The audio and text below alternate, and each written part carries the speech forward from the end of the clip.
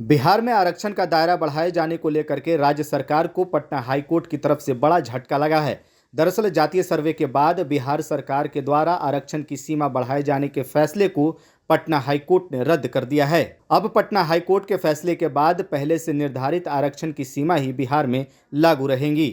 आपको बता दें कि जातीय सर्वे के बाद राज्य में आरक्षण की सीमा को बढ़ा दिया गया था, जहां बिहार में एससी, एसटी, ओबीसी और ईबीसी के लिए आरक्षण की सीमा 50% से बढ़ाकर 65% कर दी गई थी, जिस पर पटना हाईकोर्ट के चीफ जस्टिस की बेंच ने राज्य सरकार द्वारा शिक्षण संस्थानों व सरकारी नौकरियों में एससी, एसटी, ईबीसी व अन्य पिछड़े वर्गों को 65% आरक्षण देने को चुनौती देने वाली याचिकाओं पर सुनवाई करते हुए यह फैसला सुनाया है। आपको बता दें कि याचिकाकर्ता गौरव कुमार और अन्य द्वारा दायर की गई याचिकाओं पर सुनवाई करते हुए हाई कोर्ट ने 11 मार्च को फैसला सुरक्षित रख लिया था, जिस पर आज पटना हाईकोर्ट ने अब फैसला सुनाया है।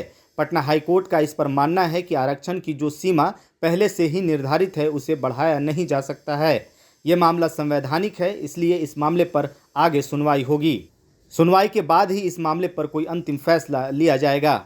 हाईकोर्ट ने कहा है कि अगर आरक्षण की सीमा बढ़ाए जाने की जरूरत पड़ेगी तो ये संवैधानिक बेंच ही तय करेगी। आपको बता दें कि नीतीश सरकार ने लोकसभा चुनाव से पहले ही आरक्षण की सीमा को बढ़ा दिया था। ऐसे में नीतीश कुमार के इस फैसले को लेकर के कहा जा रहा था कि चुनाव में फायदा लेने की कोशिश की जा रही है। लेकिन अब हाई कोर्ट के फैसले के बाद सवाल यह है कि नीतीश सरकार अब क्या करने वाली है। हाई कोर्ट के इस फैसले के बाद कहा जा रहा है कि बिहार सरकार ऊपरी अदालत जा सकती है, जो कि उनका अधिकार है। लेकिन बेसिक सवाल यह है कि जो आरक्षण एससी, एसटी, ओबीसी और ईबीसी के लिए बढ़ाया गया था वो संविधान के अनुच्छेद 14, 15 और 16 से विपरीत था। हालांकि इंदिरा साहनी केस में यह तय कर दिया गया है कि किसी भी परिस्थिति में 3 कैटेगरी एससी, एसटी और ओबीसी के लिए 50% से ज़्यादा आरक्षण नहीं किया जा सकता है। फिलहाल आपको बता दें कि ओबीसी को 27% आरक्षण है, तो वहीं एससी को 15% और एसटी को 7.5% आरक्षण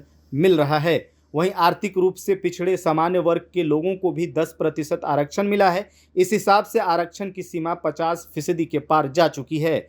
सुप्रीम कोर्ट ने आर्थिक रूप से पिछड़े सामान्य वर्ग के लोगों को आरक्षण देने को सही ठहराया था, जिस पर सुप्रीम कोर्ट ने कहा था कि इससे संविधान के मूल ढांचे को नुकसान नहीं पहुंचता है। ऐसे में अब बिहार सरकार के द्वारा बढ़ाए गए आरक्षण की सीमा को लेकर के देखना होगा कि क्या ये मामला सुप्रीम कोर्ट में जाता है, और अगर सुप्रीम कोर्ट में जाता है तो इस मामले पर क्या टिप्पणी की जाती है और क्या फैसला सुनाया जाता है, और बिहार सरकार की तरफ से क्या इस पर निर्णय लिया जाता है।